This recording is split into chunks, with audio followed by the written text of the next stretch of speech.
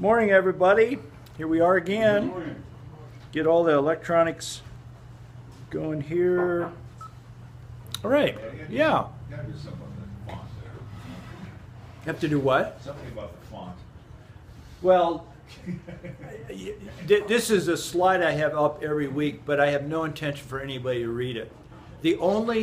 It's just, I don't know why I do it. It's just, it creates a starting point every week. Yeah, And the only thing is, the whole point of this slide is just to remind us there's a lot of. we're almost at our goal. We're all.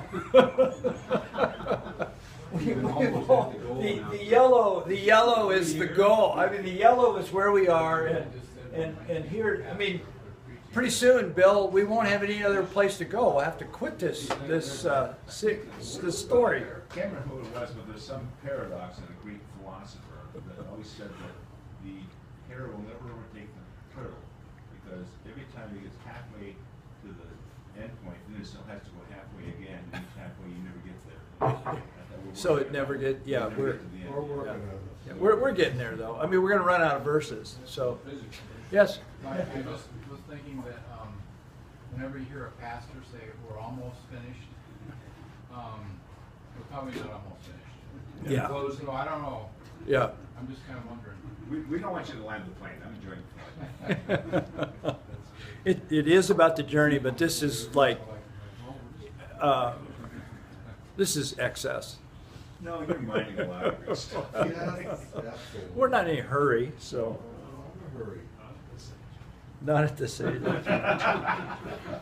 All right, well, we're continuing our look at the blessing to Joseph. And just looking at the video, it's a little, it's okay. Lighting is a little off. That's okay. We're looking at the blessing to Joseph in verses 22 through 26, of which we'll read in just a little bit. But before we read, this was one of the key slides from last week. We looked at 22 through 24a, and we picture, I remember I set this image up of picture yourself walking in the garden. And as you enter the garden, you open up, through the gate. The English gardens are amazing. Of course, that's the image in my mind. You have a rounded wooden door and a rock wall, and you open in, and then here's this beautiful garden. And you look across the garden, and the first thought is Joseph is a fruitful bough. As you look at this wall across the garden, and as you walk closer to the garden, you say he is a fruitful bough by a spring. You see that phrase? There's more addition, there's more enhancement. The source of the fruitful bough is a stream. And then as you walk closer, and that fruitful bough is covering the entire wall. It's an abundantly fruitful bough. And so that's what I had here. First appearance, fruitful bough, recognized source, a spring, verse 20, we're still in 22. And then the full picture, it's an abundantly fruitful bough covering the entire wall. And then in verse 23, the image changes dramatically. And he says, this Joseph is he's up on the wall, and he's being shot at with arrows. The archers are shooting at him and harassing him, mistreating him, unfair treatment. Verse 23. And it seems so odd, the imagery here, but you have to put it into context. Here is Jacob, the father, in his hospice bed, and I think he's just spontaneously speaking out what is coming into his mind and in his heart. And verse 23, unfair treatment. Verse 24, but yet Joseph remains stable. His arms are stable and his hands are agile. And that's what we looked at last week. Now we're going to continue on with this blessing, which happens to be the longest of all of the blessings. So let's read 22 through 26. Somebody. This will be the authorized version. Of course. Joseph is a fruitful bough, even a fruitful bough by a well, whose branches run over the wall.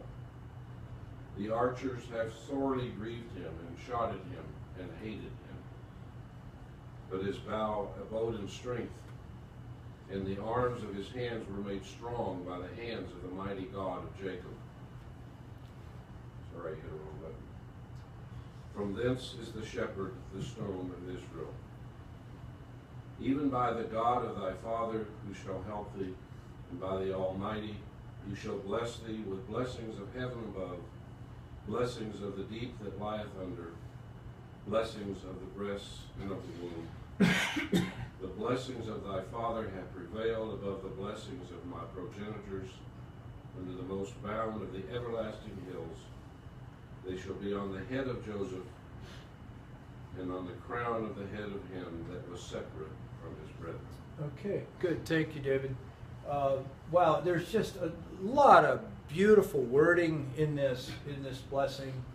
I would have liked to receive it. Yeah, good stuff here. So we're going to continue on, and we've looked at 22 through 24a right here, comma. And so today we're going to be focusing on 24b through a portion of 26. We're going to have one more week on this, and then we'll wrap it up. But let's move on. To try to put this together, today's focus 24b through 26 should have 26a. We're not going to finish the whole thing. But from the hands of the mighty one, that picks up after the comma, from the hands of the mighty one of Jacob, from there, and then these parentheses, from there is the shepherd, the stone of Israel. From the Father, from the God of your father who helps you, and the Almighty who blesses you with blessings of heavens above, blessings of the deep that lies beneath, blessings of the breasts and of the womb. The blessings of your father have surpassed the blessings of my ancestors up to the utmost bound of the everlasting hills. So let's take a look at that. And so what I'm entitling this is the why of Joseph. The why. What is behind Joseph? Boy, the story of Joseph is a major story within the book of Genesis, and the what is behind this story? What is behind this man? So the big idea in review, the big idea of, as we're putting this blessing together, of verses 22 through 24a in review from last week. Remember, Joseph is abundantly fruitful through extreme adversity, characterized, that's the hammer. He's fruitful even through adversity, and he's characterized, that fruitfulness is characterized by a stability and an adaptability. That's kind of summarizing last week. And I put it in the image of an arrow, a big arrow on a straight line, that regardless of the outward thrusts and the blows of being harassed and mistreated, depicted by the hammer, he remains on the straight course. Joseph, that's what his father is saying about him. And as we read the story of Joseph in the book of Genesis, it is certainly true. We can echo that. So Joseph stays on course. That's what we've looked at. So now we move ahead and we look at today's text. And the why of Joseph now, I'm going a little bit further. Now, as we look at that next text, picture Jacob in his bed. Now, all of a sudden he stops and he looks up to heaven. He's pointing up. I mean, this is in my mind. He's pointing up and he's looking. And as he's looking, he's identifying the why. The why, the source behind Jacob's Joseph's fruitfulness, the why. Jacob identifies the reason why by identifying the source, who is the mighty one of Jacob, the mighty one of Jacob, the shepherd and the stone. Three images depicting how Jacob perceives God Almighty. the mighty one of Jacob, the shepherd and the stone. Okay, we're gonna get into that a little bit deeper in a bit. So then we move on in 25 through 26a, as Jacob is still pointing up. Jacob then moves on in 25 through 26a. We'll look at the text again in a minute. Jacob then identifies God's empowerment. This source is now empowering Joseph in his fruitfulness. He's empowering. The reason why, the source, and the empowerment into Joseph's life, making this all possible. Notice, from you are not able to see what I can see on the screen. Let's see. From the God of your father who helps you, and by the Almighty who blesses you. Blesses, there's number one. With blessings, number two, of heaven above, blessings, number three, of the deep that lies beneath, blessings, four, of the breast and of the womb, the blessings of your father, five, have surpassed the blessings of my ancestors. 6 times. 6 times the word bless is used in these 2 verses, which is amazing. The word bless is a key word in Genesis. I think it's a key theme throughout Genesis. God, it's in the opening chapters where God blessed and said, be fruitful. But it's used 88 times in the book, six of those times right here. So I think if you look at this, if you tie it together, the word blessing throughout the book of Genesis is a key idea.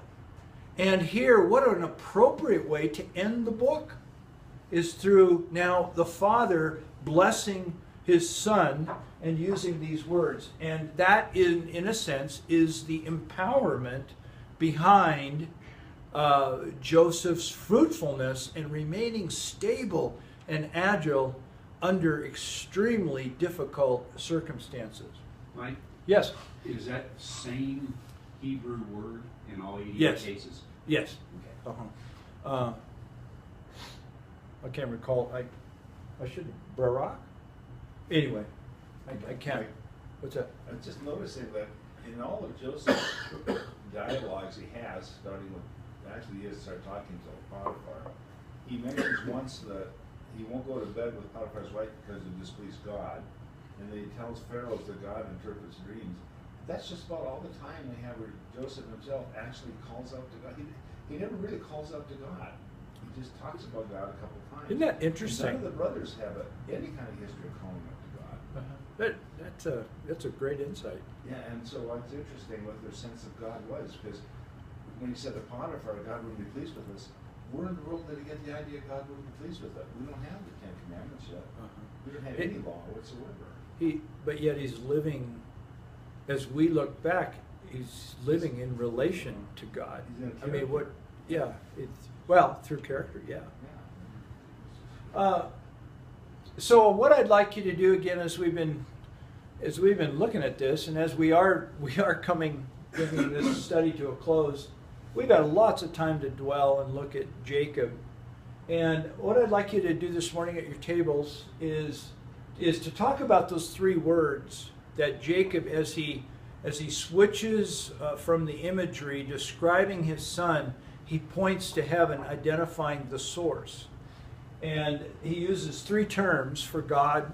He says, the mighty one of Jacob, the shepherd, and the stone of Israel.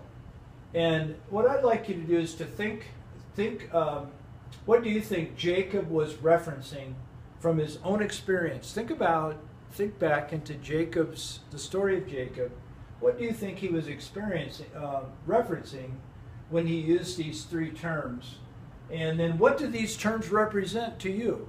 What are, when he uses these 3 words, what do they represent in relation to who he understands God to be? So why don't you do that now, here for 10 minutes or so, and then we'll bring it back together and kind of talk about that. So I'll leave that up on the board.